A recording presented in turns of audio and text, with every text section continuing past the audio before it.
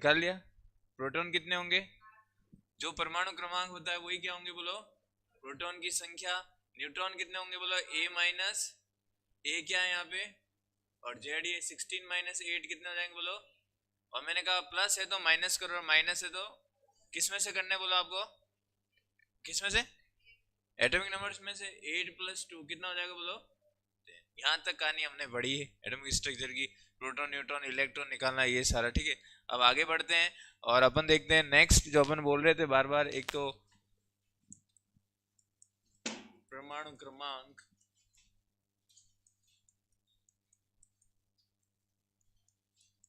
That is atomic number.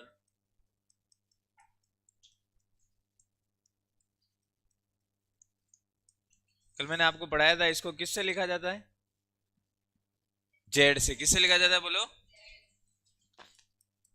It is represent by Z. किससे लिखा जाता है बोलो, जेड से। दूसरा नंबर सेकेंड, ये क्या बताता है, ये प्रोटॉन की संख्या के बारे में बताता है, यानी उस परमाणु के अंदर प्रोटॉन कितने हैं ये बताता है। और फिर मैंने आपको कहा था अगर परमाणु उदासीन है, कैसा है बोलो, न्यूट्रल, अगर उसके ऊपर प्लस माइनस नहीं लिखा हुआ है तो उसमें इलेक्ट्रॉन की संख्या भी किसके बराबर हो जाती है बोलो, एटॉमिक नंबर के बराबर हो जाती है। तो यह परमाणु में उपस्थित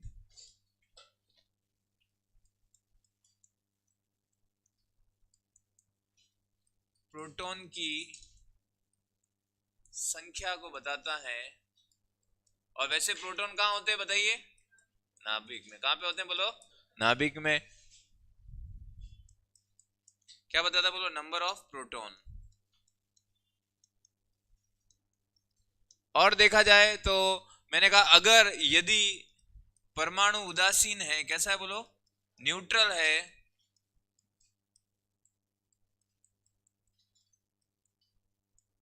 तो इलेक्ट्रॉन की संख्या भी परमाणु क्रमांक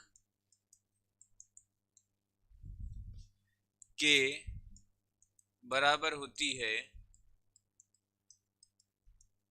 If the atom is neutral, then the total number of electron is also equal to the atomic number। तो आपको एटॉमिक नंबर पूछे या फिर उसमें पूछ लिया जाए प्रोटॉन कितने, तो भी किसके इक्वल होंगे बोलो, एटॉमिक नंबर। और आपको ये पूछ लिया जाए इलेक्ट्रॉन कितने, अगर न्यूट्रल है तो वो भी किसके बराबर होंगे बोलो, एटॉमिक नंबर के बराबर।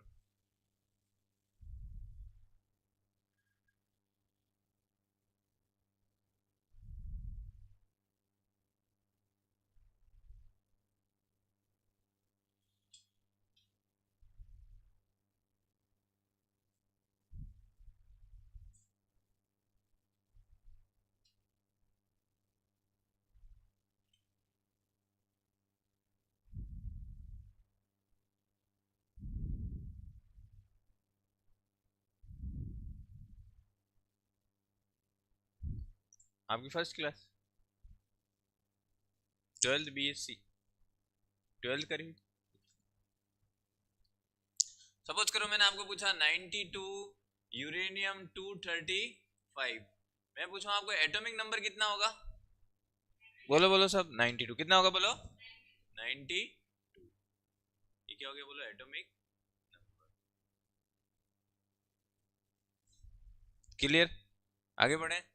वैसे भी अपन ने बताया कि अपन कैसे रिप्रेजेंट कैसे करते हैं, तो कल भी मैंने जैसे आपको बताया, तो कैसे रिप्रेजेंट यानी प्रतीक कैसे लिखा जाता है, जेड एक्स ए। कल बताया मैंने आपको, जेड क्या होता है, एटॉमिक नंबर, यानी ये होता है उसका परमाणु क्रमांक, जो भी हमने देख लिया। और ये मैंने एलिमेंट कल आपको 30 तक याद करवाए। जल्दी से बताओ, क्रोमियम कितने पे आता है, 24 पे। कॉपर कितने पे आता है, 29 पे। Nitrogen, oxygen, magnesium 12। आपको ट्रिक याद है बोलो, फर्स्ट क्या ट्रिक थी, hi hello listen BBC news on Friday night, ना मांगो अब्दुल से पेप्सी सोडा कोको कोला और काजू कतली।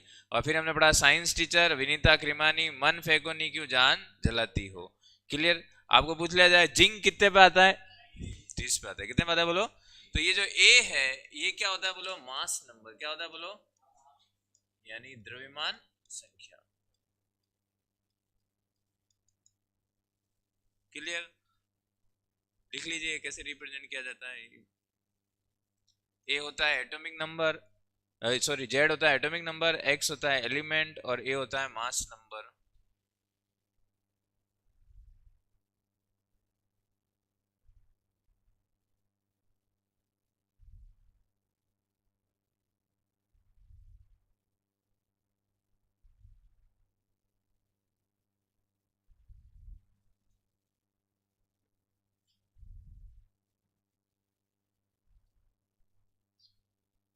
अब अपन आ जाते हैं मास नंबर के बारे में। लिख दिया सबने? लिखो ए द्रव्यमान संख्या,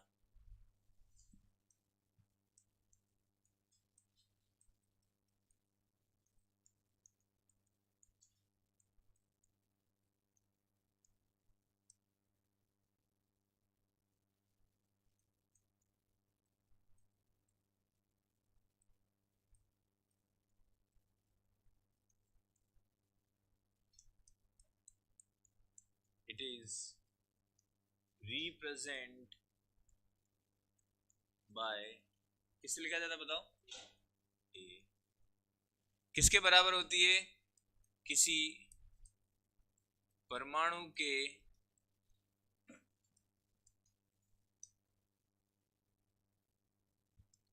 नाभिक में उपस्थित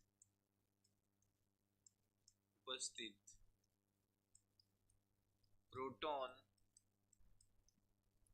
व न्यूट्रॉन की संख्या के बराबर होती है। यानी total number of proton and neutron present in the nucleus. कल हमने पढ़ा था कि प्रोटॉन किस में पाया जाता है बोलो? नाभिक में।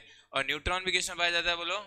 इलेक्ट्रॉन कहाँ पाए जाते हैं? बाहर। तो ये प्रश्न कॉम्पिटिटिव एग्जाम में पूछा हुआ है कि इसको और किस नाम से जाना जाता है? ये दोनों कहाँ है बोलो? न्यूक्लियस में। इसलिए पूछा गया था न्यूक्लियॉन्स क्या होता है, यानी द्रव्यमान संख्या कोई और किस नाम से जानते बोलो? न्यूक्लियॉन्स। किस नाम से जानते बोलो? क्योंकि ये न्यूक्लियस में मिलते हैं इसलिए इनको बोल दिया बोलो न्यूक्लियॉन्स। तो इसको किससे लिखा जाता है? ए से। किससे लिखा जाता है बोलो? A is equal to sum of the proton and neutron.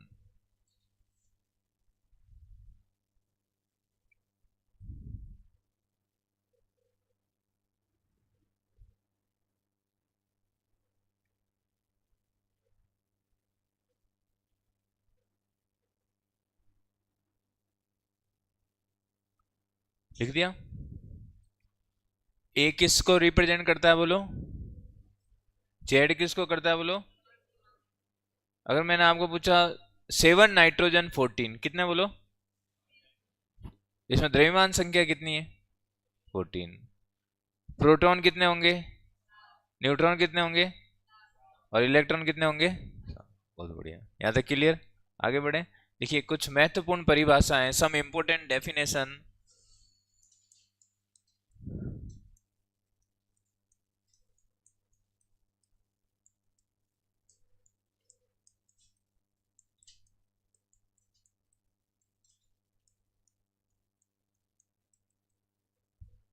सबसे फर्स्ट जो है वो हम पढ़ते हैं समस्थानिक। आपने पढ़ा भी है और बहुत अच्छे से आपको पता है, 9th-10th में भी बहुत पढ़ा है आपने आइसोटॉप्स। सरल से जटिल की तरफ बढ़ेंगे अपन, तो पहले सिंपल जो जो पढ़े हैं उसके बाद नए लेंगे। आप बताइए आइसोटॉप्स क्या होते हैं?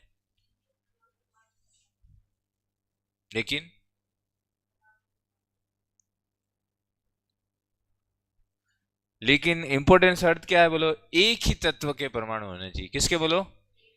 एक ही तत्व के परमाणु जिनके परमाणु क्रमांक तो और भार यानी द्रव्यमान संख्या बोलो अलग अलग, क्या कहलाते हैं बोलो? आइसोटोप। कंफ्यूजन नहीं हो इसलिए पीछे से तीसरा अक्षर क्या है बोलो? पी, यानी परमाणु क्रमांक समान।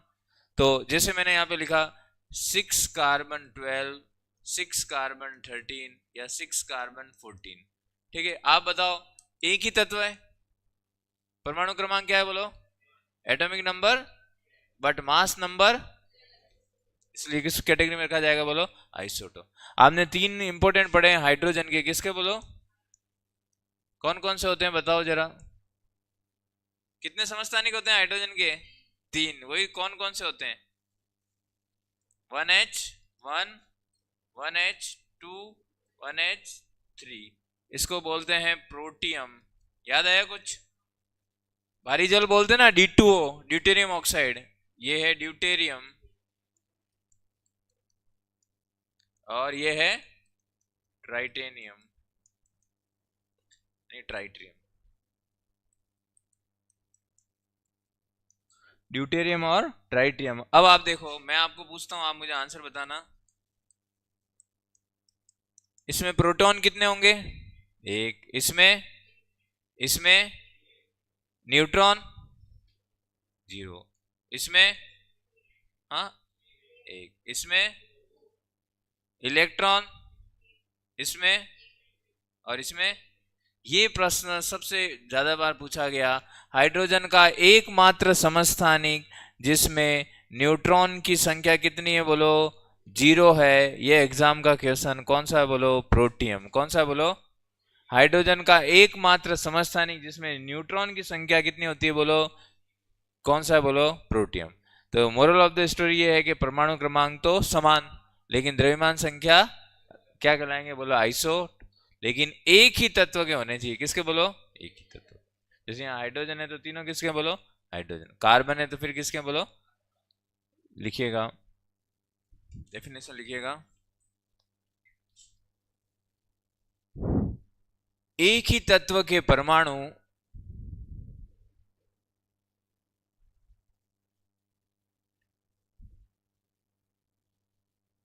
जिनका परमाणु क्रमांक तो समान, जिनका परमाणु क्रमांक तो समान,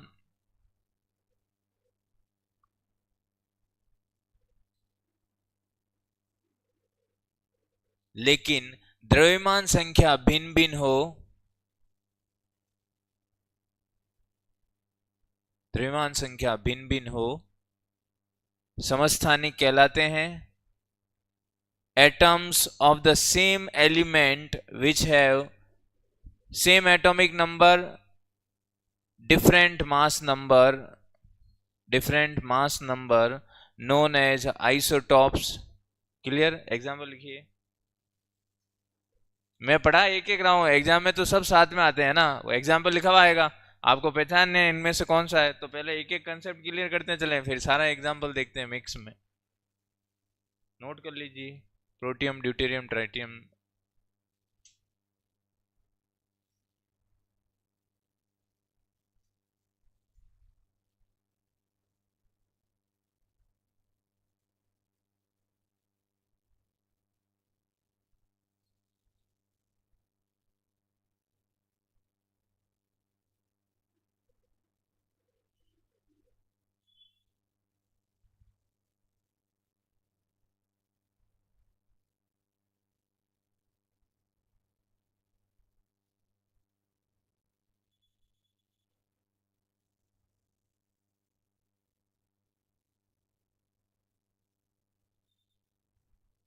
लिख दिया?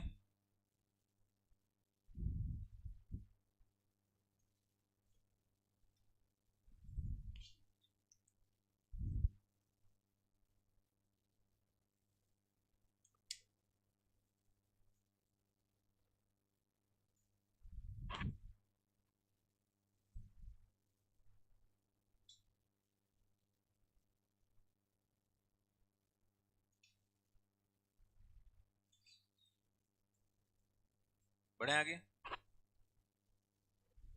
समभारिक, ये भी पढ़ा है आपने, आइसोबार्स।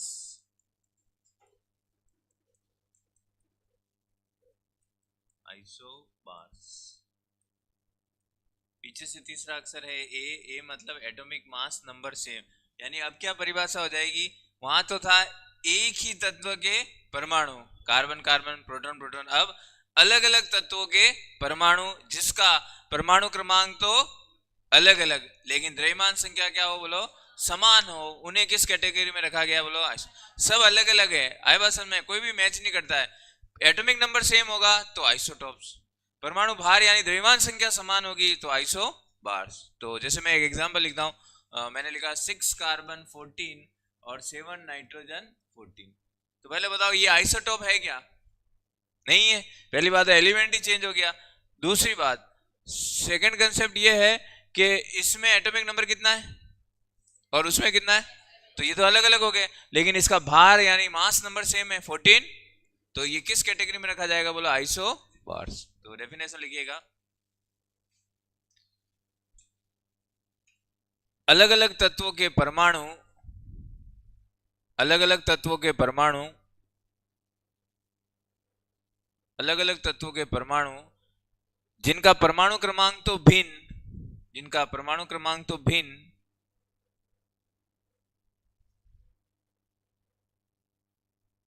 लेकिन द्रव्यमान संख्या समान होती है, द्रव्यमान संख्या समान होती है, समभारी कहलाते हैं। Atoms of the different element, atoms of the different element which have different atomic number, same mass number, different atomic number, same mass number, known as isobars। लिख लिया, एग्जाम्पल लिख लो। नंबर थर्ड,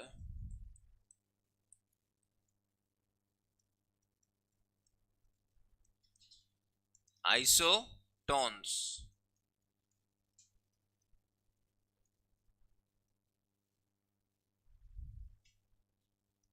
हिंदी में क्या बोल देंगे बोलो, और सम न्यूट्रो। अब ये क्या होता है कि एग्जाम में इस नाम से नहीं आता है सम न्यूट्रॉनिक। भाई अगर सम न्यूट्रॉनिक आएगा तो फिर बच्चे बच्चे को पता रहेगा कि क्या समान होना चाहिए, बोलो। तो थोड़ा सा टर्मिनोलॉजी को हमें साइंस में, इंग्लिश में याद रखना है। आइसोटोन्स नाम से आता है, किससे आता है बोलो, आइसोटोन्स। यानी पीछे से तीसरा अक्षर वही क्या आ रहा है बोलो, एन। यानी किसकी संख्या समान बोलो, न्यूट्रॉन की संख्या। यानी तत्व के अंदर न्यूट्रॉन की संख्या समान रहती है तो उसको क्या बोला जाता है बोलो, आइसोटोन। और आपको, आप सबको पता है कि न्यूट्रॉन निकालने का फॉर्मूला क्या है, क्या है बोलो, ए माइनस जेड। जैसे मैंने एक एग्जांपल लिखा,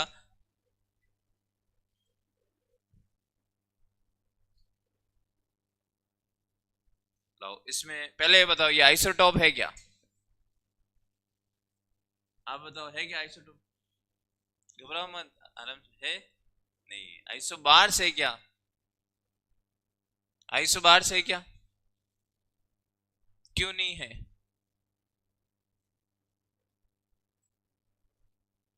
तो आइसोबार भी नहीं।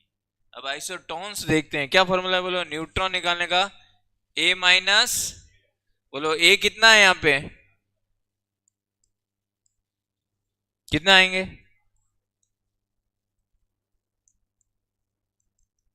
कितना हो जाएगा बोलो, कितना आएंगे बोलो। यानी ये आइसोटोन्स है। लिखिएगा डेफिनेशन, ऐसे तत्व जिनमें न्यूट्रॉन की संख्या समान रहती है, तत्व जिनमें न्यूट्रॉन की संख्या समान रहती है,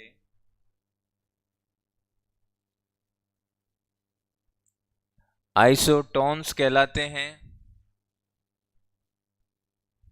जिसमें न्यूट्रॉन की संख्या समान रहती है, आइसोटोन्स कहलाते हैं। Those elements in which number of neutrons are same, those elements in which number of neutrons are same, known as isotones। Example लिखें,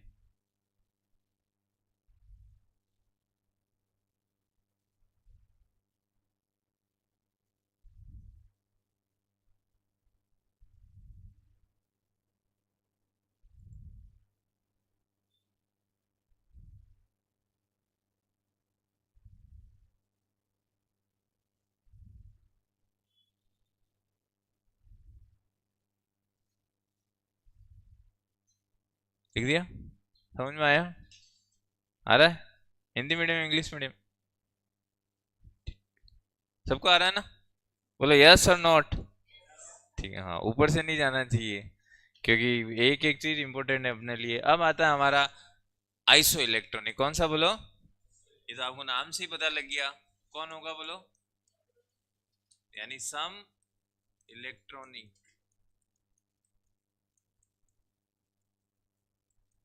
आइसो इलेक्ट्रॉनिक।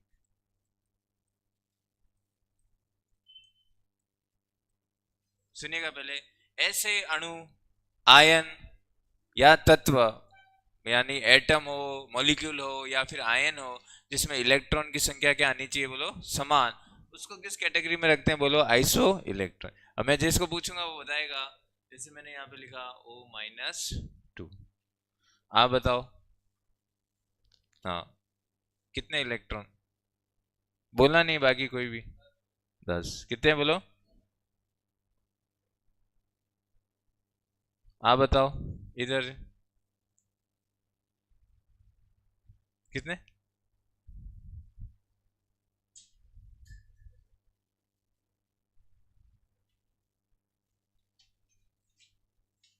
अच्छा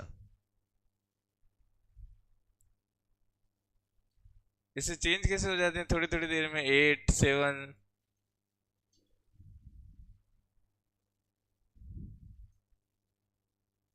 hi hello listen BBC news on, कितने पे आ रहा है, on के बाद hi hello listen BBC news on Friday, F पूछा मैंने आपको, 9 पे आ रहा है, कितने हो जाएंगे, तो फिर आप ट्रिक बोलोगे तो गलत नहीं होगा, ठीक है। अब आप बताना मुझे,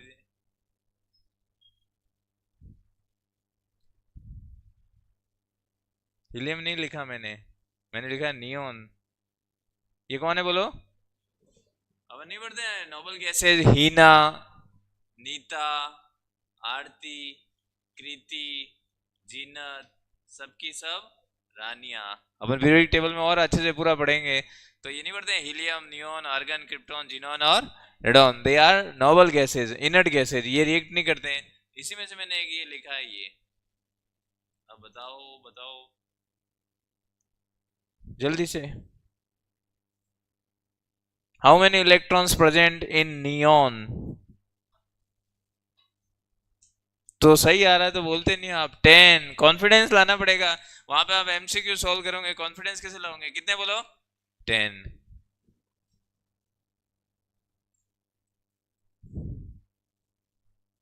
हाँ लास्ट, कैसे निकाला, तो क्या किया आपने, बहुत बढ़िया, ठीक है ये मैंने लिखा, आप बताओ, बैठ के बोलो, हाँ कितने इलेक्ट्रॉन है अंदर, यूं करो,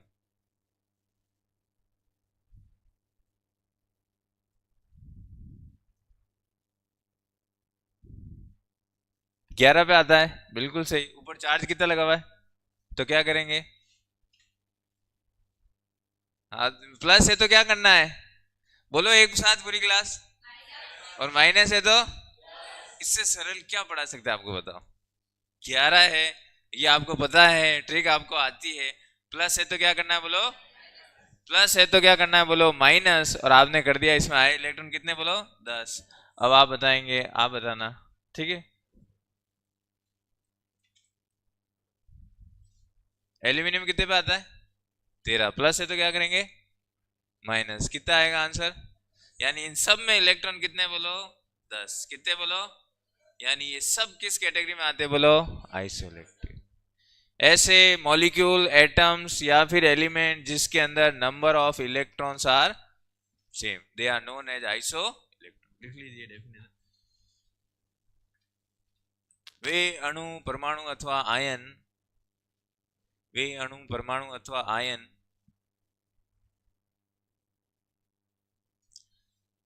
जिनमें इलेक्ट्रॉनों की संख्या समान रहती है, जिनमें इलेक्ट्रॉनों की संख्या समान रहती है,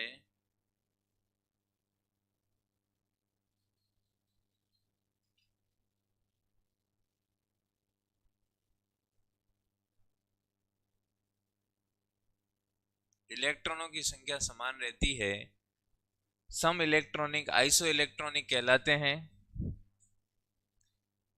Those atoms या molecule or ions in which number of electrons are same, they are known as iso electronic,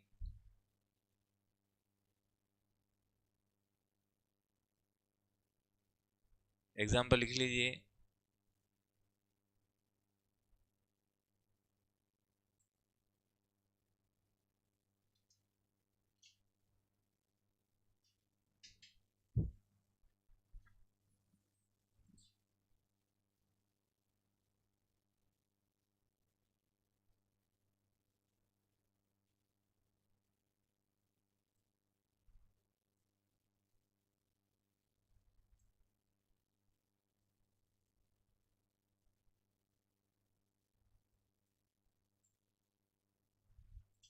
बढ़े आगे।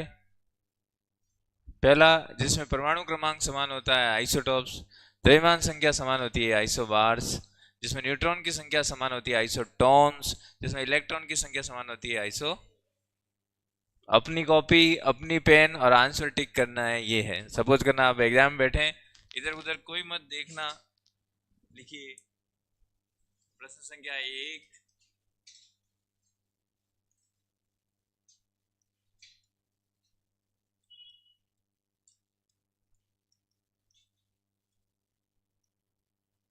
18 argon 40 and 20 calcium 14s are a।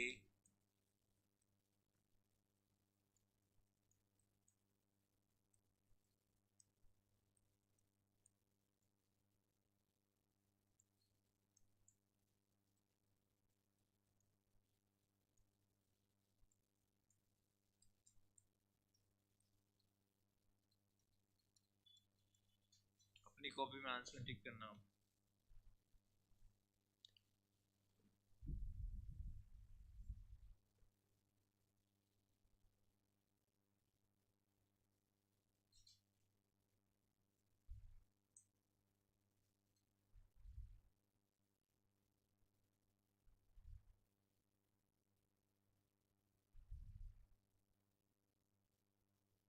कर दिया सबने? आंसर सबको लगाना है क्योंकि एग्जाम सबको देना है। पहले वो बताएं जिसका आंसर ए है, बी है। एक दूसरे को नहीं देखना है कि उसने खड़ा किया तो मैं भी कर देता हूं। आपने क्या लिखा आंसर?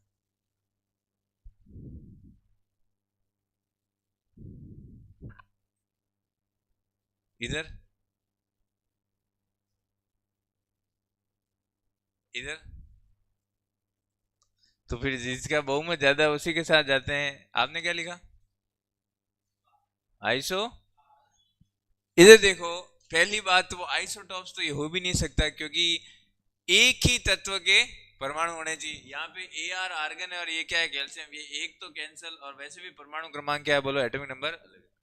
आइसोबार्स तो दिमाग में आना चाहिए जिसका भार यानी द्रव्यमान संख्या इधर कितना है और इधर।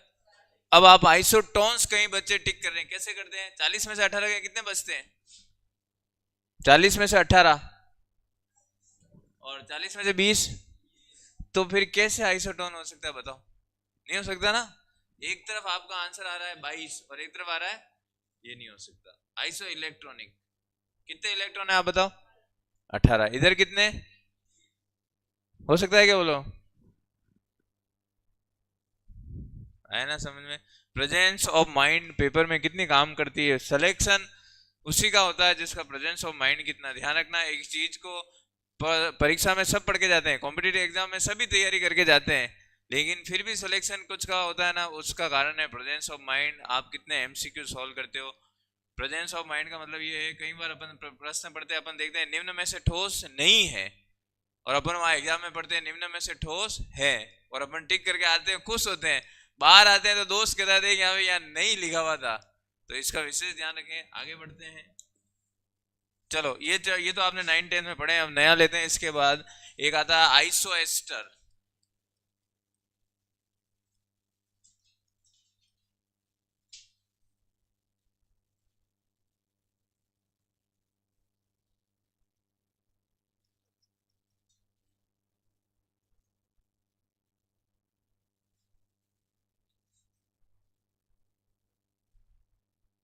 कौन होते हैं, क्या बताएं बताएं। वंस अपॉन ए टाइम कभी पढ़ा हो 11 12? सुना है या सुना सुना ही है?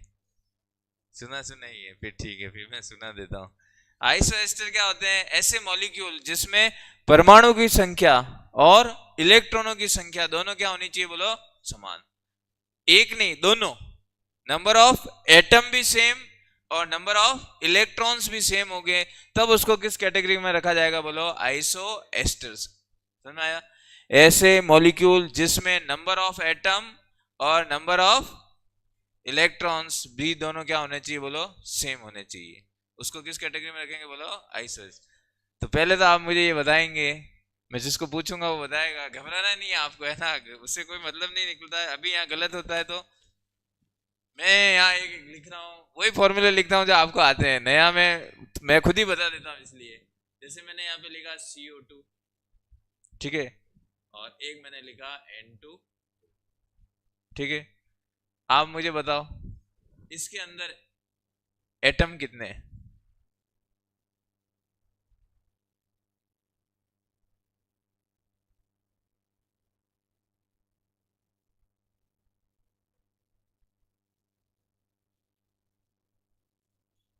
कुछ तो बोलो,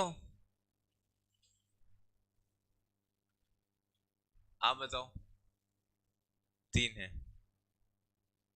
2 है।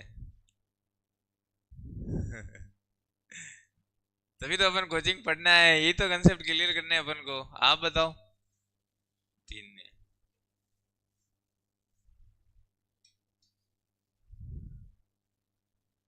कल मैंने पढ़ाया था एलिमेंट, तत्व। आवर्त सारणी में 118 तत्व है, कितने बोलो? जिसमें से कार्बन कितने पे आता है और ऑक्सीजन कितने पे आता है? तो मैं आपको पूछूं इसमें तत्व कितने हैं?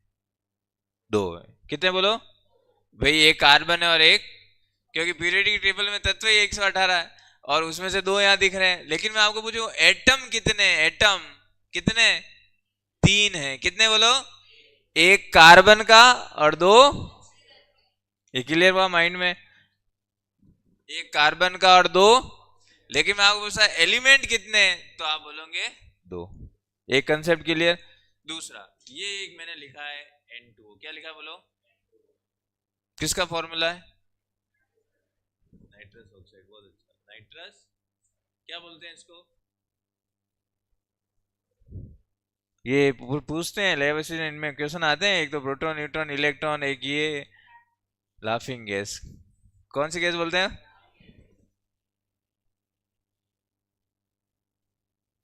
हास्य गैस। क्या बोलते हैं बोलो? वो आपने अक्षय कुमार की मूवी देखी होगी ना, हाउसफुल, कुछ तो देखते हो। चुटकी भर सिंदूर की कीमत तुम क्या जानो रमेश बाबू, इस ये डायलॉग कौन सी मूवी से लिया गया है? ओम शांति। इतना आप अच्छे से जब वो चीजें करते हो तो आपको एलिमेंट और एटम में कंफ्यूजन क्यों होता है, मुझे समझ में नहीं आता है। जिस चीज को आप 12-12, 10-10, 5-5 साल देके पढ़ते हो वो तो आपको टाइम लगता है, और चुटकी भर सिंदूर की कीमत तुम क्या जानो रमेश बाबू, ये एक ही बार में याद आ जाती है आपको। आई बस में, इसमें भी इंटरेस्ट जगाओ आप। देखो इसमें CO2 को देखते हैं, आप मुझे बताओ। अभी आपने बोला एटम, कितने एटम है इसमें? इसमें 3। अच्छा, इसमें इलेक्ट्रॉन लिखते हैं अपन, क्या लिखते हैं? नहीं, हाँ इलेक्ट्रॉन, ठीक है। बताओ कितने होंगे? कार्बन, ऑक्सीजन और एक कार्बन में कितने होंगे? एक ऑक्सीजन में और दूसरे वाले में भी टोटल कितने हुए? 24 नहीं होते हैं, 22 होते हैं। ऐसे तो मत करो, कम से कम 22 कितने होते बोलो? इधर एक नाइट्रोजन, एक नाइट्रोजन और एक ऑक्सीजन, कौन बोलो? 7। इधर भी और इधर कितने हुए? 22। इसका मतलब इधर भी 22 इलेक्ट्रॉन है और इधर भी। इसका मतलब यह आइसोएस्टर का एग्जाम्पल, क्योंकि जिसमें परमाणु की संख्या और इलेक्ट्रॉन की संख्या दोनों समान है, तो वो किस कैटेगरी में रखा जाएगा? अब आप बताएं अगला। ये मैंने लिखा CH4 और ये मैंने लिखा NH3। अभी आगे मत बढ़ो। एटम और यहां मैंने लिखा इलेक्ट्रॉन। मेरा घर कहाँ है? इसके सामने। तुम्हारा क्या है? मेरे सामने। दोनों का कहाँ है? आमने सामने। तो इसलिए पहले मत देखो, इधर देखो। मुझे बताओ एटम कितने? पांच। कितने बोलो? इसमें कितने? इसमें इलेक्ट्रॉन कितने? एक मिनट, एक मिनट, सबको नहीं बोलना है, बोलो।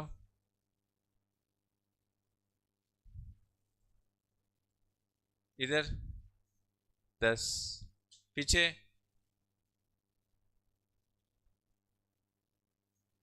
10 ही होंगे या है? होंगे वाला तो काम चलेगा ही नहीं अब। पीछे बॉयज 10 10 है ना? होंगे नहीं। देखो कार्बन कितने? 6। हाइड्रोजन आपके पास है 4। तो 6 और 4 कितने हो गए बोलो? यानी टोटल नंबर है 4, यहाँ पे 10। ठीक है, अब आप बताओ इसमें इलेक्ट्रॉन। और आप भी बोलो पीछे से। 12 13 गाना थोड़ी गा रहे हैं यहाँ पे। तेरा आप ऐसे कंफ्यूज क्यों होते मुझे बताओ? नाइट्रोजन कितने पे आता है? 7 पे। और हाइड्रोजन तो 3 यहाँ पे है। 7 और 3 कितने होते हैं? तो फिर इतने सारे कहाँ से आए आपके? 10। कितने हुए बोलो? 10। कितने हुए बोलो? क्या यह आइसोएस्टर है? कैसे है? आधे तो नींद में फतेह सागर की सड़कें जा ना जाने कितने दिल धड़के, आधे तो वहीं घूम रहे अभी तक। परमाणु की संख्या इसके अंदर समान नहीं है, इलेक्ट्रॉन की संख्या समान है। It is the example of isoelectronic, not isostere. सभी आइसोएस्टर, क्या कह रहा हूं सुना, सभी आइसोएस्टर आइसो इलेक्ट्रॉनिक होते हैं। सभी आइसोएस्टर आइसो इलेक्ट्रॉनिक, लेकिन सभी आइसो इलेक्ट्रॉनिक आइसोएस्टर हो यह कोई जरूरी नहीं है। All isosteres are isoelectronic, but all isoelectronic are isoester, it is not possible. Clear? लिखें डेफिनेशन, लिखो। ऐसे अणु मॉलिक्यूल जिनमें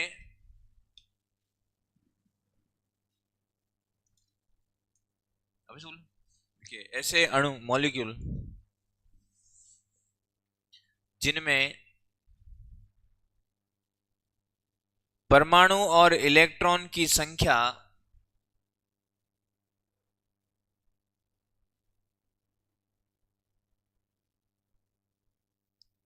दोनों समान होती है, दोनों समान होती है,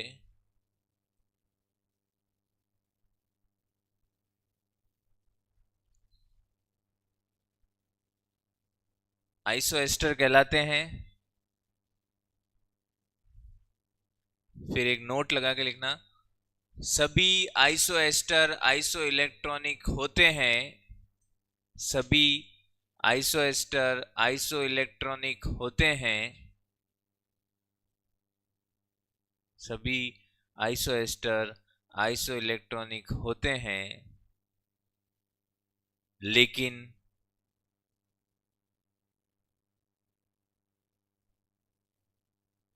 सभी आइसो इलेक्ट्रॉनिक आइसोएस्टर हो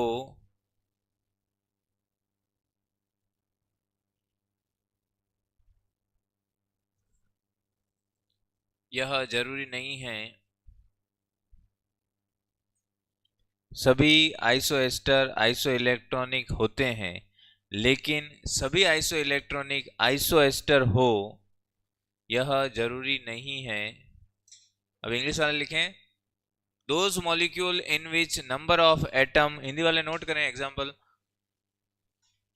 those molecule in which number of atom and number of electrons are same, number of atom and number of electrons are same,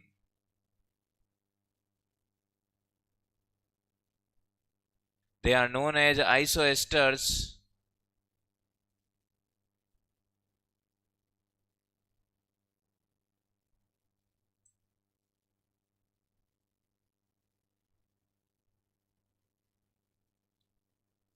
All isoesters are isoelectronic, all isoesters are isoelectronic,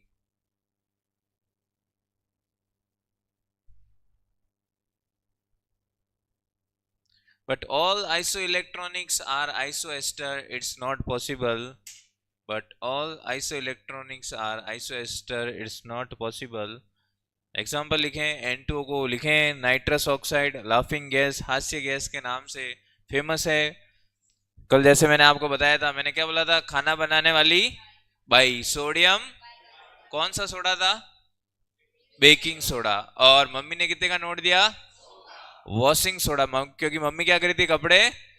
तो sodium carbonate dot 10H2, और anhydrous जिसमें 10H2 नहीं है उसको क्या बोला जाएगा, बोलो, सोडा एस। क्या बोला जाएगा, बोलो, राख। क्लियर। फिर मैंने आपको बताया था चूना का पत्थर, खड़िया यानी चौक, मेरे संग मरमर यानी संगमरमर, अंडे का बाहरी कवच, सब किसके मिलके बना होता है, कैल्शियम कार्बोनेट। किसका बना होता है, बोलो। जैसे एक और फेमस एग्जांपल है, जैसे मैं आपको लिखता हूं, फोटोग्राफिक फिल्म पूछते हैं, क्या पूछते हैं, बोलो, AGBR। कौन, बोलो, ये फोटोग्राफिक फिल्म के नाम से, जो कि डेवलपर होता है ना, अपन फोटो खींचते हैं, तो वो जो फोटोग्राफिक फिल्म है वो सिल्वर ब्रोमाइड होता है। क्या होता है उसमें, डेवलपर सिल्वर ब्रोमाइड। तो पूछा जाता है फोटोग्राफिक फिल्म कौन सा है, तो बोलो सिल्वर ब्रोमाइड। तो आप कैसे याद रखोगे, क्योंकि इतने सारे फॉर्मूले तो याद रहते नहीं है। अभी मैंने आपको बोला खाना बनाने वाली बाई, तो आपको तुरंत पता पड़ गया बेकिंग सोडा। आप आपके भाई का फोटो खींच रहे हो, क्या खींच रहे हो, बोलो, उसको बोलो सी। सी मतलब देखो, ब्रो मतलब भाई, सी ब्रो हियर, तो खींच मेरी फोटो। क्या होगा, बोलो, सी ब्रो हियर, तो खींच मेरी फोटो। यानी जब भी लाइफ में आ जाए फोटोग्राफिक फिल्म, यानी सी ब्रो यानी सिल्वर ब्रोमाइड, तो खींच मेरी फोटो। बहुत बढ़िया, सिल्वर ब्रोमाइड है ना। ये तो कहीं ऊपर लिख लेना। आगे देखते हैं अगला एग्जांपल फोटोग्राफिक फिल्म का, तो देखिए नेक्स्ट ये वाला एग्जांपल। ये इसका एग्जांपल आइसो एस्टर का नहीं है, पर ये आइसो इलेक्ट्रॉनिक का एग्जांपल है।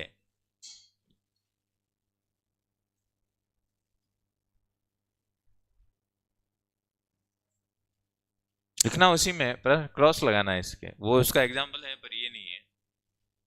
ये आइसो इलेक्ट्रॉनिक का एग्जांपल है।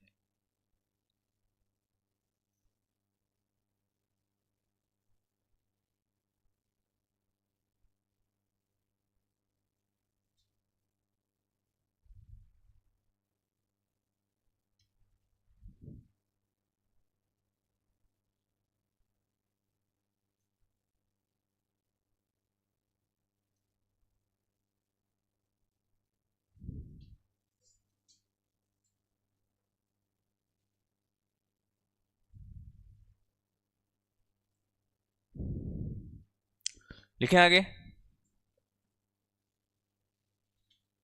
देखिए अगला आइसो डायफर्स।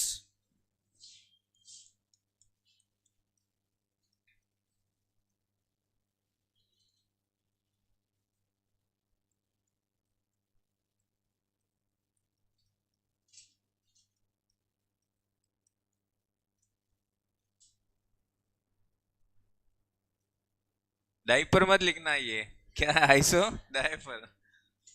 आपने पहली बार सुना है इसलिए।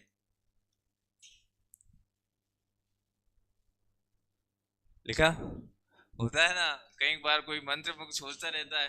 वो आपने देखा, वो अपन सेवाश्रम से जाते हैं तो वो बहुत सारी डब्बों की तरफ बसें और नहीं जाती है, तो उसमें आपने देखा है कि वो लोग जो होते हैं, वो जो ड्राइवर होता है ना, वो पुराने पुराने गाने जो लगाता है, एक ऐसी लड़की थी जिसे मैं प्यार करता था, तो उसको देख के वो पीछे जितने सब बैठे होते हैं उनको भी अपना क्या याद आता है, बोलो, ब्रेकअप याद आ जाता है। अब वो ग्रे घेर तो उससे चेंज होता नहीं है, वो गाने वो उदास उदास चलाते रहता है। तो कई बार क्या होता है, अपन क्लास में तो बैठे हैं पर मेंटली क्या है कि दिमाग बहुत सारा घूमता रहता है। जैसे अभी मैंने भी एक एग्जाम्पल देखा अभी क्लास में आपके, तो ध्यान यही रखना। इसलिए मैं कहता हूँ, अगर मैंने 1.5 घंटे की क्लास ली है, आपने घर जाके इसको अच्छे से पढ़ा, यहाँ समझा, आपको 15 से 20 मिनट लगते हैं। कल आपने बहुत अच्छे से पढ़ा है मुझे लगता है घर जाके, इसलिए आपको याद भी है ना याद। फटाफट से बताओ, आयरन कितने पे आता है, Fe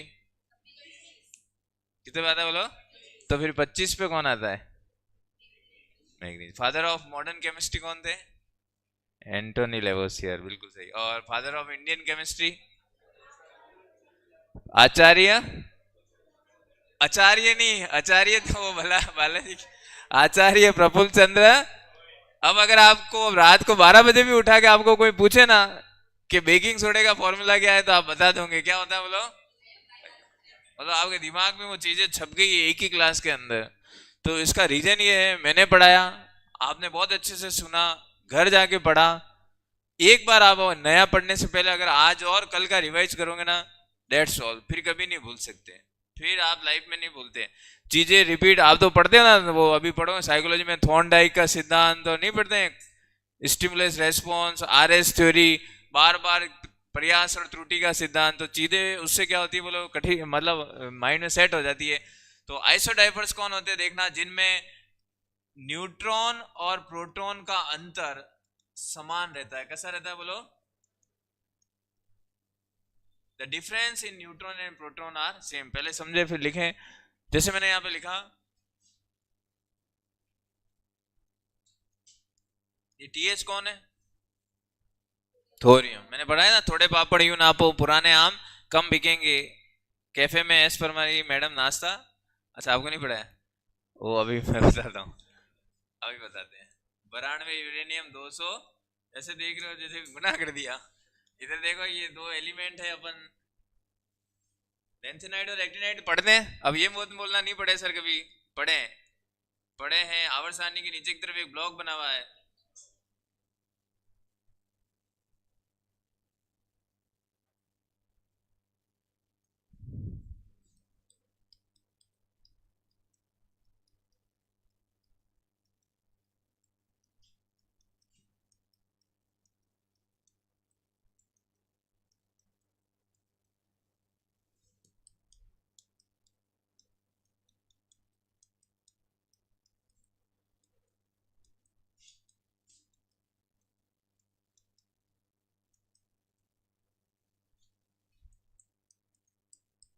ये ये जो 14 एलिमेंट है ना, ये तो है लेंथेनाइड, लेंथेनम 57 के बाद जो आते हैं, और एक्टिनियम 89 के बाद जो आते हैं 14 एलिमेंट, ये है एक्टिनाइड। एफ ब्लॉक एलिमेंट बहुत इंपॉर्टेंट हमारे लिए। ये इसमें से मैंने एक एग्जांपल वहां पे लिया है, 90 थोरियम। क्या है बोलो? ये 91 और ये है 92 यूरेनियम। ठीक है, आप जाओगे क्लास में पढ़ाने, आपको याद होने चाहिए। देखो कैसे याद रखते हैं ये इनके, मैं तो ट्रिक बता रहा हूँ, आगे आवर्त सारणी में इनके नाम भी देखेंगे, जैसे सीरियम, प्रोमिथियम है ना, जैसे इसको बर्केलियम, कैलिफोर्नियम, साइंटिस्ट के नाम पे आइंस्टीनियम, ऐसे ऐसे रखे गए। तो जैसे इसको कैसे याद रखते हैं, सीने पर नदियां प्रेम सी समाई, बोलो, यूं गदगद। तो बार बार सोचेंगे सर पढ़ा क्या रहे हैं? बोलो, सीने पर नदियां प्रेम सी समाई, यूं गद गद तब दिल हुआ, अरे तुम यूं भी लाजवाब हो। वापिस बोलो, सीने पर नदियां प्रेम सी समाई, यूं गद गद तब दिल हुआ, अरे तुम यूं भी लाजवाब हो। और ये है, थोड़े पापड़ यूं नापो, बोलो, पुराने आम कम बिकेंगे, कैफे में ऐश फरमा रही मैडम। मैडम है सब कैफे में रहती, बोलो, कैफे में ऐश फरमा रही, नाश्ता लाओ रे। याद है क्या? बोलो वापिस बोलो एक बार, सीने पर नदियां प्रेम सी समाई, यूं गदगद तब दिल हुआ, अरे तुम यूं भी। इतना लाजवाब बोला आपने। देखो, थोड़े पापड़ यूं नापो, पुराने आम कम बिकेंगे, कैफे में ऐश फरमा रही मैडम, नाश्ता। तो ये है थोरियम 90 से, और ये है 92 यूरेनियम। और अपन पढ़ते हैं, ये भी इंपॉर्टेंट क्वेश्चन है, लेवल सिस्टम में ध्यान रखना, सेकंड ग्रेड में भी पूछते हैं, ट्रांस यूरेनियम एलिमेंट किसे कहते हैं? 92 यूरेनियम के बाद आने वाले एलिमेंट को क्या बोलते हैं? बोलो, ट्रांस यूरेनिक एलिमेंट। जैसे जैसे आगे और पढ़ेंगे अपन, अभी अपन आ जाते हैं, ये दो मैंने लिए, एक तो थोरियम लिया है और एक मैंने लिया है यूरेनियम। मैंने कहा इनमें न्यूट्रॉन और प्रोटॉन का अंतर क्या आना चाहिए? बोलो, समान। तो पहले तो आप फटाफट मुझे बताएंगे इसमें प्रोटॉन कितने हैं। ठीक है, अच्छा, न्यूट्रॉन और प्रोटॉन का अंतर निकालते हैं, उससे पहले हम क्या निकालेंगे? न्यूट्रॉन। क्या निकालेंगे बोलो? क्या फॉर्मूला है बोलो? ए कितना है और जेड कितना है? अब घटाएंगे फटाफट से, कौन घटाएगा? एक मिनट रुको, 231 में से 90 के कितने आते हैं? रुको रुको रुको रुको, इसी में तो मजा है जीवन का। 231 में से 90 जाते हैं, कितने आते हैं? 240। ओ भाई साहब, क्या घटाया है? 231 में से 90 गए तो 241 आते हैं। कितने आते हैं बोलो? ये ना बहुत सोच समझ के एग्जाम में, ओएमआर सीट में याद रखना, गोला एक ही बार भरते हैं, वहां पे वाइटनर नहीं चलता है। अफसोस के सिवा कुछ नहीं मिलता है अगर एक बार गलत भर दिया तो।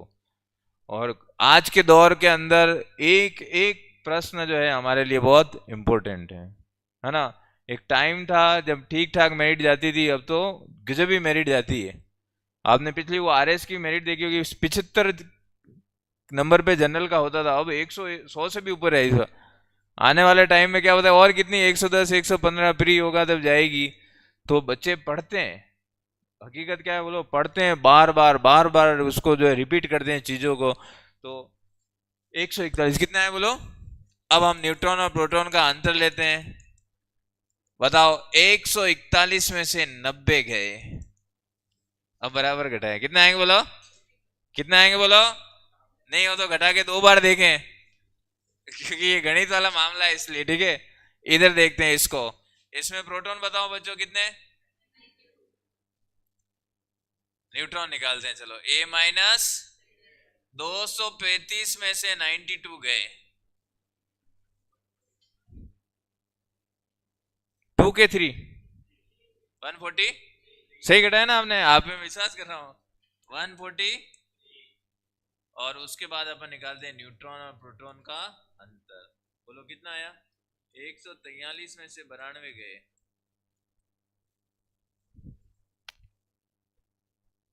151 51 53। सही घटाओ भाई, ऐसे मत घटाओ। अरे घटा के देगा तो घटाओ एक बार कॉपी के अंदर, घटाओ घटाओ। मैं यहाँ पे जोड़ भागी गुणा भाग पढ़ाने आया ही नहीं हूँ। 53 आ रहे हैं, 50। ये 53 वाले घर जाके जोड़ भागी गुणा भाग करें, सीधी सी बात, शर्म नहीं रखनी। 51 कितने आ रहे बोलो? यानी इधर देखो, ना तो इनमें परमाणु क्रमांक समान है, न भार समान है, ये एक नई, न इसमें इलेक्ट्रॉन समान है। ये एक नई कैटेगरी का एग्जांपल है, आइसो डायफर। अब एग्जाम में टाइम नहीं लगे इसलिए हम यहाँ पे ट्रिक लिख देते हैं एक। हम इस, अगर ऐसा क्वेश्चन आता है तो हम करेंगे A-2Z से। किससे करेंगे बोलो? A माइनस, बोलो A कितना, इसके लिए तो बोलो A 200 माइनस 2 इंटू जेड कितना है? 90। कितना बोलो? बोलो 231 इंटू, सॉरी माइनस कितने होंगे? 100। 231 में से 180 गए तो आता है आपको? मैं तो मजाक कर रहा हूँ। कितने आएंगे बोलो? उसमें भी सोच रहे हैं ये। इधर देखते हैं, A-2Z, A कितना है? 200 माइनस 2 इंटू 90, ये बताएंगे। 2 इंटू 92 कितना होता है? एक मिनट एक मिनट, 180, बिल्कुल सही। कितना होता है बोलो? 235 माइनस 184 कितना आएगा? अरे पक्का? ठीक है, तो इधर भी A-2Z से 51 आ रहा है, इधर भी कितना आ रहा है बोलो? 51। यानी ये किसका एग्जाम्पल है बोलो? Iso diaper. परिभाषा लिखिए, जोड़ बाकी का ध्यान रखना भाई साहब, गड़बड़ है मामला। लिखो, ऐसे तत्व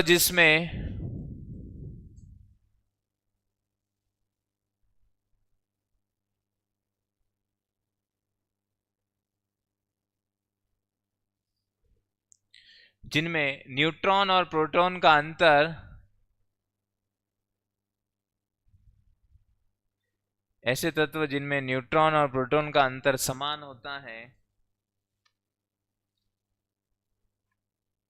ऐसे तत्व जिनमें न्यूट्रॉन और प्रोटॉन का अंतर समान होता है आइसोडाइफर्स कहलाते हैं। Those elements in which difference of neutron and proton are same,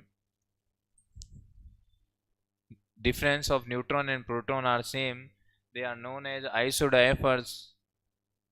लिख लो एग्जाम्पल।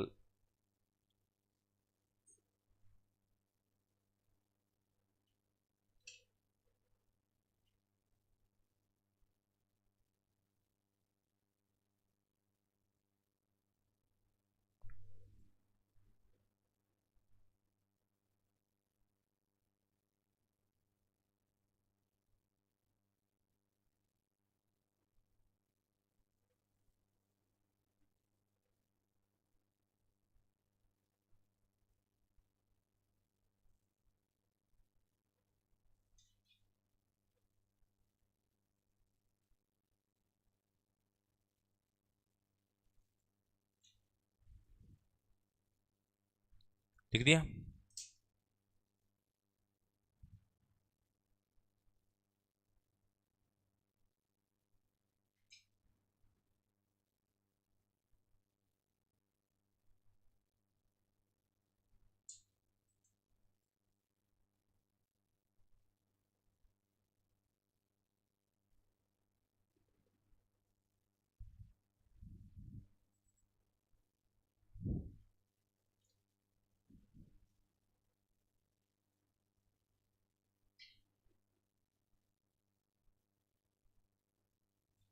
ठीक है, उदास तो नहीं हुए?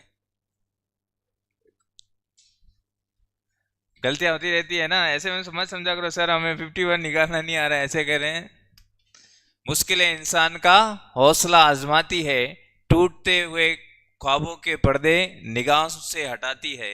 मुश्किलें इंसान का हौसला आजमाती है, टूटते हुए ख्वाबों के पर्दे निगाहों से हटाती है।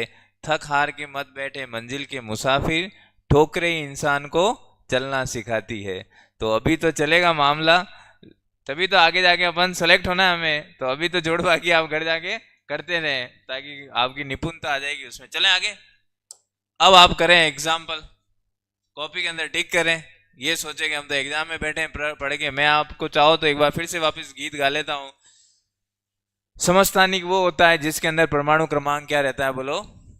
Atomic number same, mass number different. Isobars वो होते हैं जिसमें atomic number different, mass number same. Isotones वो होते हैं जिसमें number of neutrons are same.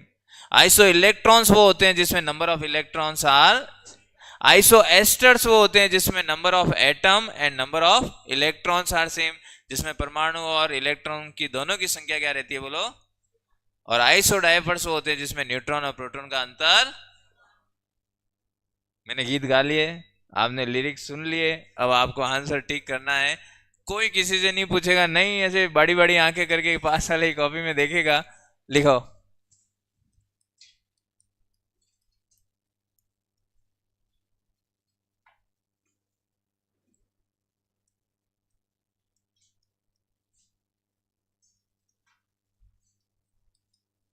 ये आपस में होंगे।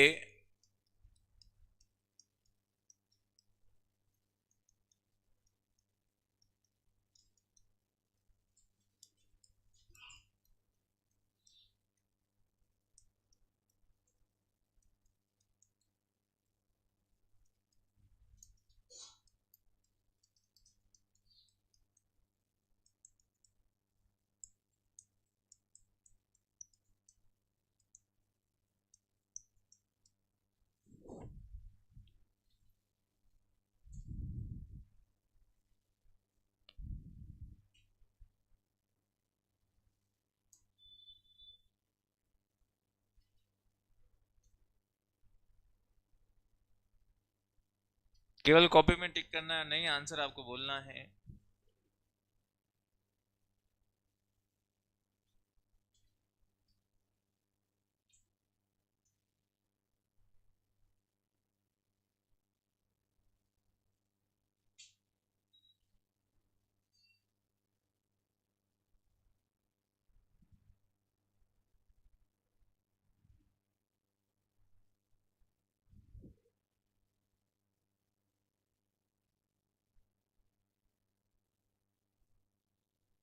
लिख दिया? ऐसे बताओ मुझे, ऐसे कौन सा आंसर ठीक?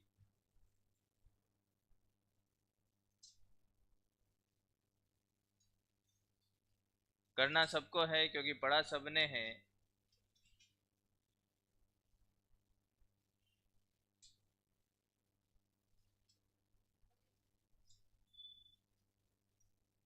अपनी कॉपी में टिक करें।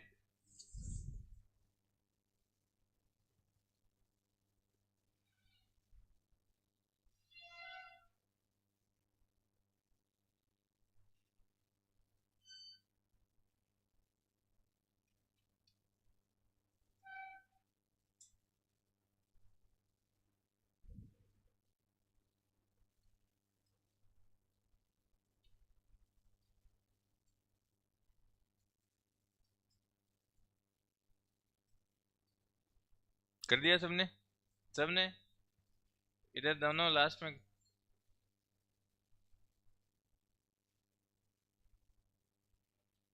हम्म। किसका आंसर ए है? हाथ खड़े करो। ए, बी, सी और डी। बहुत बढ़िया,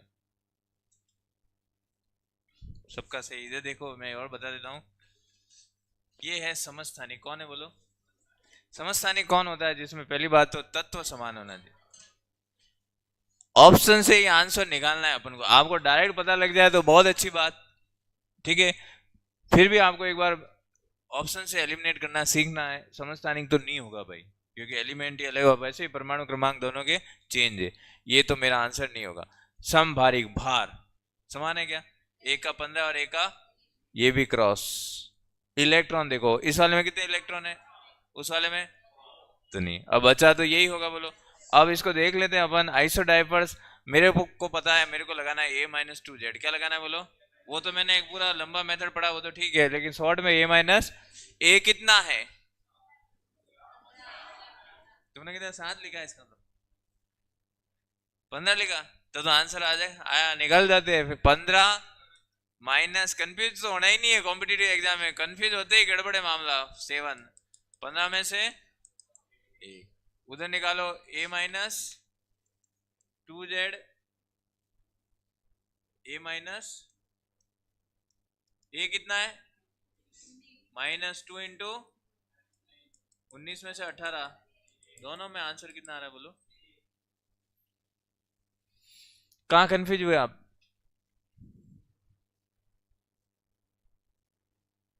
एक मिनट, हाँ बोल लो। कैसे कंफ्यूज? माइनस A-2Z वो तो फॉर्मूला है। अब न्यूट्रॉन निकालने का फॉर्मूला है A-, और इसको निकालने का फॉर्मूला है A-2Z। A-2Z,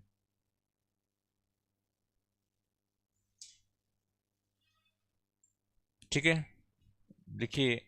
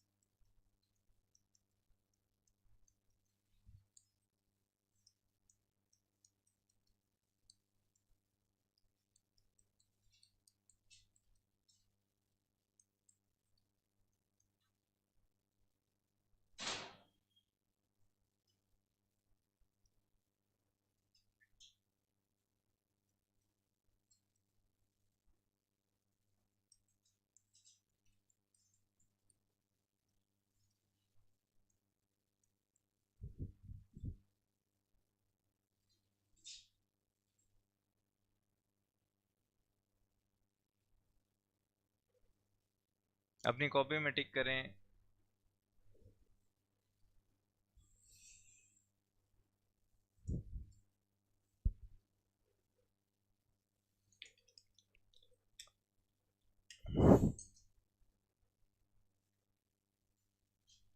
हम्म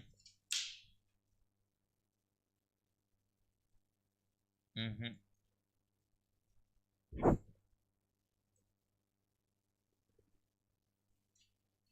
आपने कर दिया? कॉपी दिखाओ।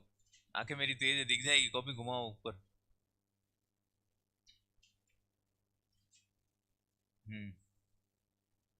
इधर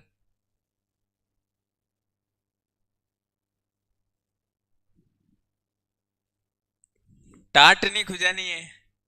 टाट खुजाने से आंसर नहीं आता, दिमाग लगाना है।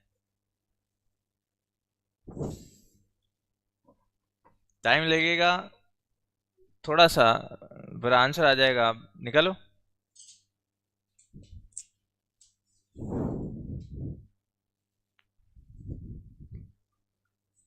बहुत सारे ने तो सही निकाल दिया है। ऐसे बताओ, पीछे वाले ऐसे ऐसे ऐसे, इधर पीछे वाले दोनों बॉयज। इधर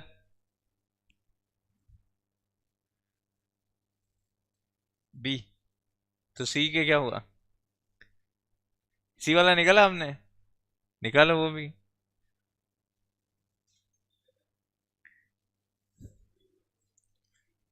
बस यही सिखाना है मुझे आपको, आप निकाल दोगे एग्जाम में, लेकिन आपको तसल्ली रखनी है, बी अगर आपने निकाला तो आपको सी पे भी जाना है। आप क्या सोचते हो कि यार एक आंसर आ गया तो भाई नीचे भी तो पढ़ो, इन्होंने लिखा बोथ बी एंड सी। अब आप इधर देखो, ए कैसे हुआ?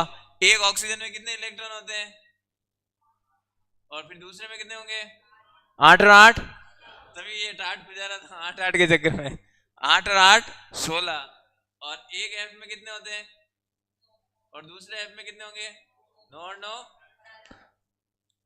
ये तो 7 जन्मों तक एक जैसे नहीं हो सकते।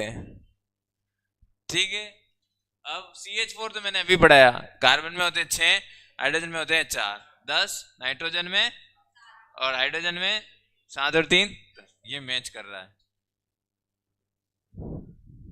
क्लोरीन कितने पे आता है? माइनस है तो कितने हुए, और आर्गन कितने पे आता है? तो ये भी मैच कर रहा है। तीसरे डी ऑप्शन में लिखा हुआ भी है बोथ बी एंड, ये सिखाता है कि ऑप्शन चारों पढ़ने एग्जाम में ऑप्शन। ठीक है, मेहनत पे पानी नहीं फेरना, मैंने आपको इतनी बारीकी से पढ़ाया है, इसके बाद भी आप गलत कर दो तो कोई भी आगे पढ़ाए ना तो फिर कुछ नहीं हो सकता है। मैंने इतना स्लो पढ़ाया और इतने अच्छे से आपको पढ़ाया। क्लियर? फटाफट से बता दो सल्फर कितने पे आता है? 16 पे। कितने पे आता है बोलो? देखो, परमाणु के विभिन्न प्रतिरूप, एटॉमिक मॉडल,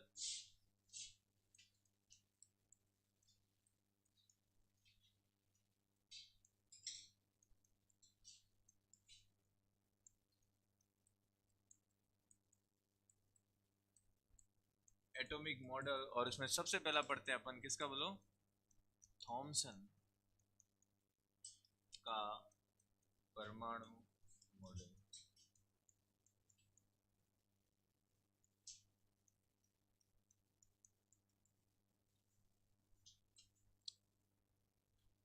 आप बताओ, आपने क्या पढ़ा थॉमसन के परमाणु मॉडल के बारे में कभी? तरबूज वाला क्या वो?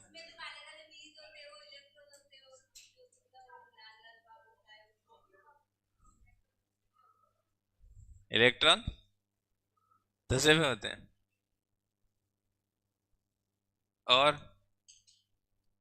इसने क्या कहा था कि परमाणु जो है इट्स स्फेरिकल पार्टिकल, एक गोलाकार, वो बिल्कुल सही बोले हो आप सब, गोलाकार कण के रूप में होता है, और बीच बीच में एम्बिडेंट विद इलेक्ट्रॉन, और इसमें क्या धसे हुए रहते हैं बोलो? इलेक्ट्रॉन। यानी इसने कहा था ये कैसा है बोलो? गोलाकार कण, यानी स्फेरिकल पार्टिकल, जिसका ये सारा भाग धनावेशित है। कैसा बोलो? पॉजिटिव है, और बीच बीच में यहाँ पे कौन उपस्थित है बोलो? ऋणावेश। कौन है बोलो? जो कौन था बोलो? इलेक्ट्रॉन। कौन था बोलो? तभी तो जे जे थॉमसन ने इलेक्ट्रॉन की खोज की, और ये इसका मॉडल था परमाणु का मॉडल, जो जे जे इसने थॉमसन ने दिया था। क्या कहा? परमाणु एक गोलाकार कण होता है जिसमें धनावेश सम्मित रूप से, सिमेट्रिकली कौन है बोलो? पॉजिटिव चार्ज, और बीच बीच में कौन होता है बोलो? ऋणावेश। कौन होता है बोलो? ऋणावेश। फिर इसीलिए इसकी मॉडल की तुलना जो है वो किससे की जाती है? तरबूज से। ठीक है ना? वो तरबूज के अंदर जो बीज है वो क्या हो गया बोलो? इलेक्ट्रॉन। प्लम पुडिंग मॉडल अपन बोलते हैं, या क्रिसमस केक, वो जो ड्राई फ्रूट्स होते हैं वो तो हो गया इलेक्ट्रॉन, और बाकी जो पल्प वाला भाग हो गया वो इसका हो गया पॉजिटिव पार्ट। इसलिए इसको क्रिसमस केक और तरबूज और बूंदी वाला लड्डू, वो इलायची वाला लड्डू, जिसके लिए अपन 15 अगस्त 26 जनवरी में बचपन में जाते हैं, बहुत वेट करते थे, एक लड्डू हाथ में आया था, वर्ल्ड कप हाथ में आ गया। तो वो जो इलायची वाला लड्डू है, क्योंकि वो इलायची कम ही होती है, इलायची तो महंगी है, 4,000 रुपये किलो को जाती है, तो वो एक दो इलायची तो कम ही दिखती है उसके अंदर, तो वो जो है वो तो हो गया इलेक्ट्रॉन, और बाकी वाला पार्ट धनावेशित हो गया उसका सिमेट्रिकल पार्ट। क्लियर? मॉडल अच्छा था, क्या कमी रह गई? एक तो इलेक्ट्रॉन की गति की व्याख्या नहीं की आपने, बोला जैसे बिल्कुल सही, तो इलेक्ट्रॉन की गति की कोई व्याख्या इसमें स्पष्ट नहीं की गई थी, और नई स्टेबिलिटी की कोई व्याख्या थी एटम की। तो इसकी कमी को पूरा करने के लिए बाद में कौन आया बोलो? रदरफोर्ड। कौन आया बोलो? और मैंने आपको पहले कहा कभी भी कॉम्पिटिटिव एग्जाम में ये प्रश्न नहीं आता है कि रदरफोर्ड के मॉडल का सचित्र वर्णन कीजिए। वहां तो यह आएगा कि वो जो फ्लोरोसेंट स्क्रीन थी उस पर किसका लेप किया हुआ था, अल्फा पार्टिकल किसका था, आया ना समझ में, थिकनेस कितनी थी उसकी, या फिर न्यूक्लियस को किसने डिस्कवर किया, ये हमारे प्रश्न है। वो जो सचित्र वर्णन जो था ना वो हमने कर दिया और करके वो एग्जाम की कॉपियों में ही दबा हुआ है आज तक। क्लियर? तो लिखिएगा इसके अंदर थॉमसन्स एटॉमिक मॉडल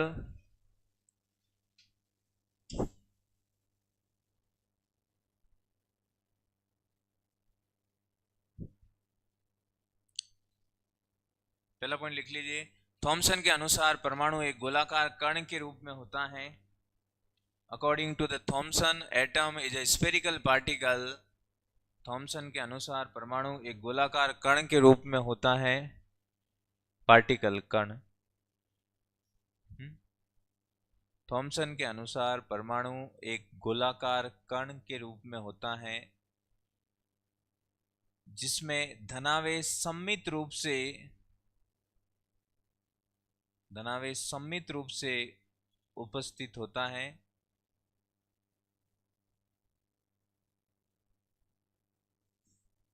तथा बीच बीच में ऋणावेश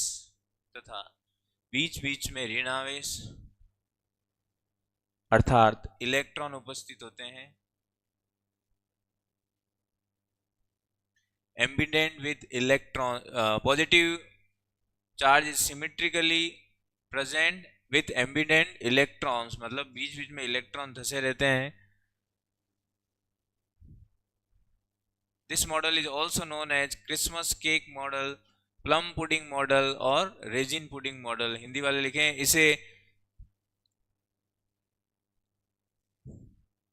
वापिस बोल देता हूं, यह एक गोलाकार कण के रूप में होता है जिसमें धनावेश सम्मित रूप से व्यवस्थित होता है तथा इलेक्ट्रॉन यानी ऋणावेश बीच में धसे रहते हैं एम्बिडेंट। फिर आप लिखिएगा इसे क्रिसमस केक मॉडल, अंडरलाइन करते जाना, ये नाम पूछे हुए एग्जाम में। Plum pudding model, Christmas cake, plum pudding model, raisin किसमिस, raisin pudding model, raisin pudding model,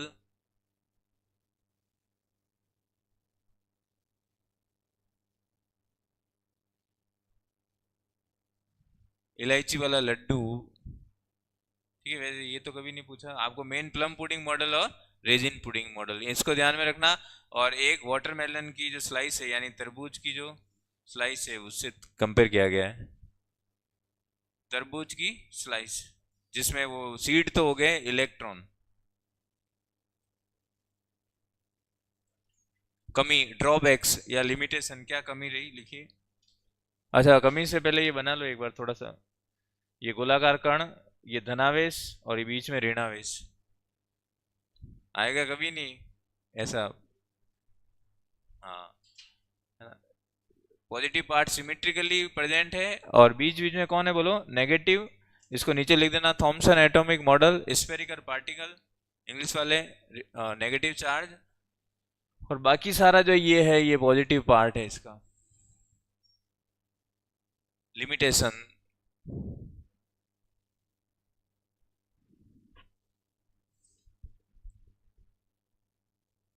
लिखिए कमी क्या रही, परमाणु के स्थायित्व की कोई व्याख्या नहीं।